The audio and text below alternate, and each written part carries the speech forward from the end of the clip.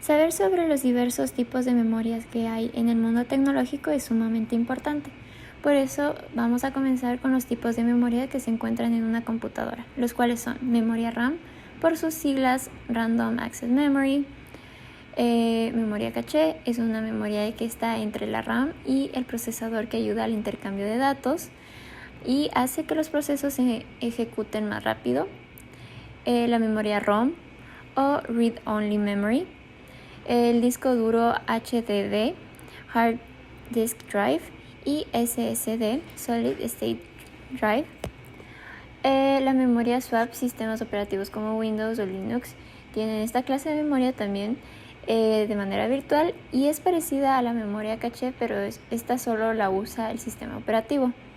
Mientras que la memoria USB están hechas como los SSD, pero estos son más portables y permiten transportar información de manera segura. Y por último, los discos duros y SSD externos son iguales, pero estos tienen carcasas protectores para poder transportarlos y así poder crear copias de seguridad de nuestros equipos. Con respecto a la construcción de una memoria ROM, los chips de memoria normalmente son circuitos integrados, los cuales muchas veces se realizan sobre silicio y se depositan en capas de materiales semiconductores para aislar el circuito. Para la fabricación de un chip se utilizan mayormente transistores, resistencias y capacitores.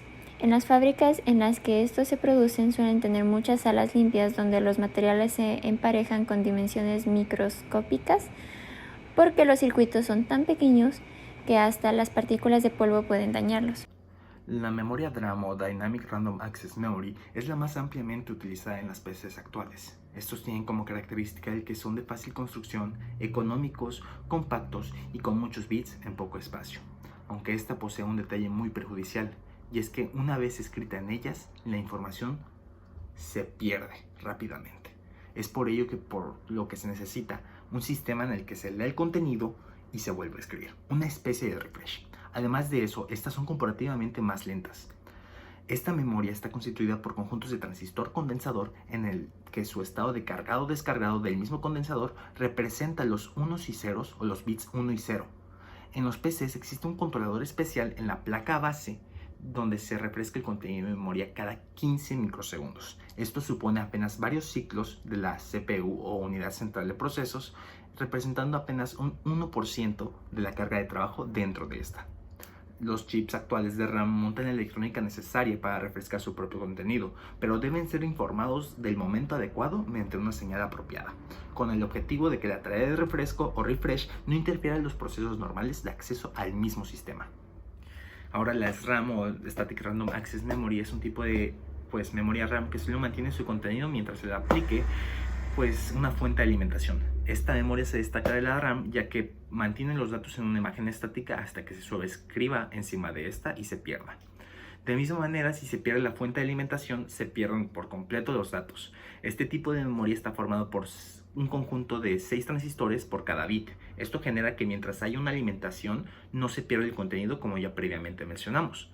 Otra característica de esta es que es más voluminosa que la DRAM, más cara y más rápida. Este tipo de memoria se destaca por ser eficiente al momento de ahorrar energía comparada con otros tipos de memoria similares. Sin embargo, su estructura interna también la hace menos densa y por tanto menos elegible como una memoria principal dentro de un sistema de ordenador personal.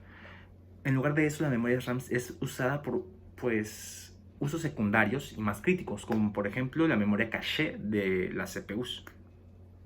Los medios de almacenamiento secundario suelen ser medios extraíbles, ya no tan extraíbles, en los cuales puedes almacenar gran cantidad de información y su característica principal es que son no volátiles, lo cual te permite grabar mucha información sin perderla al no tener que darle un sistema de eléctrico continuo como alimentación. Bueno, en sí hay 4 tecnologías principales que se han usado para construir estos dispositivos. Primero sería tecnologías magnéticas, luego tecnología óptica, tecnología magneto-óptica y tecnología de estado sólido o memoria flash. Hablemos un poco de lo que son las tecnologías magnéticas. Como lo dice su nombre, se utiliza un material magnético donde hay partículas y en dependencia de la orientación de estas partículas se determina un 0 en 1. Para poder leer y reescribir estas partículas, pues se necesita de un dispositivo externo al medio como un cabezal, por ejemplo. Los discos duros modernos no usan un cabezal, de hecho usan varios simultáneamente. El cabezal en sí funciona para leer y escribir información. Los medios magnéticos también tienen su historia, no siempre fueron los mismos. El primero que se usó, así como material magnético, fueron las cintas magnéticas y estaban presentes en los cassettes y tenían la característica que solo podías escribir de manera secuencial. Esto permitía que escribieras información, pero perdías parte de la memoria en el proceso.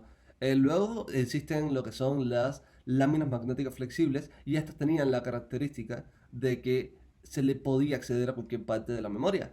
Es muy conocida porque se usaron los discos floppies o cassettes, no, disquetes, y de hecho se dejaron en desuso muy rápido debido a que eran muy susceptibles a los cambios magnéticos del medio o incluso a la temperatura. Hoy en día usamos más lo que son discos duros en sí, estamos hablando de varias capas de material magnético, donde los cabezales se ocupan de leer y guardar información. Ahora estos discos ahora ya no están divididos de manera secuencial, también manejan el término de acceder a cualquier parte de la memoria, se le conoce como random access, de hecho es un término RAM que no es el mismo que manejamos usualmente. Y en cuanto a la composición de la memoria, o sea, se está compuesto por lo que vienen siendo tracks, que son como circunferencias que conforman un disco, sectores, que viene siendo como una sección cónica del disco, y luego tenemos sectores físicos, que es la unión de un punto de un track con una sección cónica, o sea, un sector, y estos sectores físicos se pueden almacenar en clústeres de sectores físicos. ¿Por qué? Pues porque la información puede abarcar más de 512 bytes o 4096, que es el máximo que se logra guardar en un sector físico. Así, dispositivos que usamos hoy, magnéticos, bueno, como dije antes, los discos floppy cayeron en desuso, algunos cassettes aún se conservan, y lo que son los discos duros son ampliamente usados ya que tienen una enorme capacidad de almacenamiento, hablando de terabytes ya. Em, bueno, tenemos también las tecnologías ópticas. En estas se usan la luz para poder determinar la información. ¿Cómo? Pues vamos a tener un láser que va a emitir luz, un lector que va a reconocer el rayo de luz cuando refleja y un medio óptico, el cual va a ser un material reflectante usualmente. Bueno, literalmente se escribe usando la reflexión de la luz y quemando el medio. ¿Por qué? Porque al quemar el medio vas a generar una zona llamada pits y el resto, que son materiales reflectantes no quemados, se va a llamar land. Y para codificar información hacen que las variaciones de un pit a un land generen un 1, mientras que la constancia de un pit a un land genera un 0. Así exponentes de este tipo de tecnología, pues tenemos el CD, el DVD y el Blu-ray, que es un dato curioso. Para poder escribir más información en la superficie, pues necesitabas quemar con más precisión y leer con más precisión, y para esto usaron un láser con menor longitud de onda. El color con menor longitud de onda que podemos ver los humanos es el azul, y por eso usan un láser azul y de ahí proviene el nombre blue, de azul. Dispositivos magneto-ópticos aparecen en el mercado en 1996 llamándose MO, magneto-ópticos, principal proveedor Sony, desaparecieron gracias a Apple.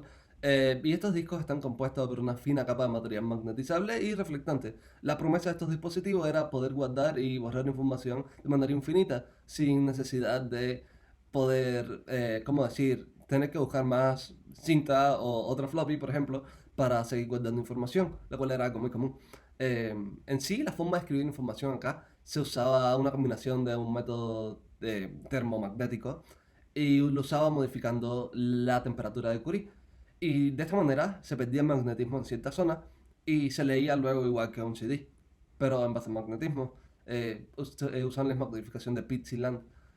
Bueno, la ventaja de esto en la que podías recuperar la información, la parte de la memoria, era que al enfriar el disco, pues podías recuperar la parte magnética, su propiedad magnética, y vas a poder seguir escribiendo información, incluso repetir el proceso termomagnético. Hablemos entonces de los dispositivos de estado sólido.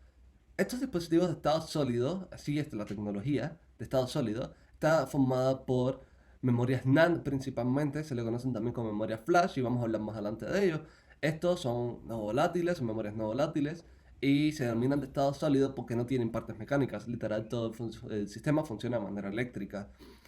Dato curioso, las memorias NAND tienen un ciclo máximo de lectura, pero es tan alto que es muy probable que vamos a perder el material, se va a deteriorar el material en sí antes de que podamos alcanzar este ciclo.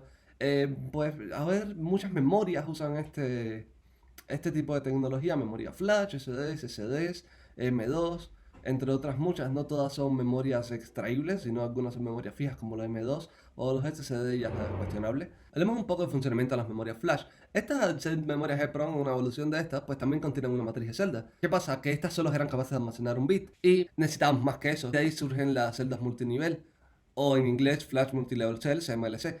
Estas en sí consisten en un transmisor FAMOS, como dije antes, que en realidad son un tipo de transistor NMOS con un conductor añadido localizado entre la puerta de control y las terminales fuente de ordenador. Entre los tipos de memoria flash encontramos las memorias flash NOR y las NAND, y vamos a hablar un poco de qué son cada una. Primero que todo empezamos por las NOR. Y es que para poder programar una celda de tipo NOR o decidir escribir datos en la misma, era necesario un flujo de corriente desde las terminales hasta un sumidero, por lo cual se colocaba una puerta de control o un voltaje para absorber los electrones y retenerlos en un campo magnético.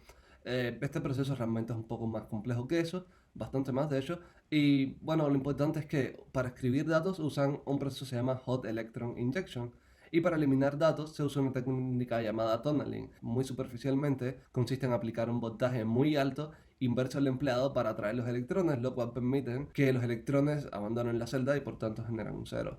Memorias de tipo NAND. Estas funcionan con compuertas NAND, obviamente, pues, pero las relaciones sí son un poco distintas a las NOR, ya que las flash para ser borradas utilizan un túnel de inyección para la escritura y para el borrado un túnel de soldado. Bueno, entre algunos de los dispositivos de flash que se usan hoy en día, podemos encontrar los SD, que significan Secure Digital, y los Multimedia Card MMC, las memorias flash USB, los Sony Memory Stick, los Compact Flash, XD Picture Card, los IBM Microdrive y discos SSD, también M2 a días más modernos. ¿Qué beneficios nos trae usar las memorias flash? Bueno, primero que todo, no volátiles, tienen más de 10 años de garantía de que vas a poder guardar tu información. Pueden ser instaladas casi en cualquier dispositivo, lo que ha extendido su uso tanto a memorias extraíbles, memorias internas, a IOTS, a dispositivos como teléfonos celulares. También tiene entre sus características que es totalmente silenciosa, al no tener movimientos mecánicos, pues no genera ruido, más que el ruido eléctrico, que es muy bajo, y pueden funcionar a difíciles temperaturas y en condiciones electromagnéticas intensas también, a diferencia de los discos duros magnéticos. Y por último, al no tener movimientos mecánicos, su tasa de transferencia es enormemente alta.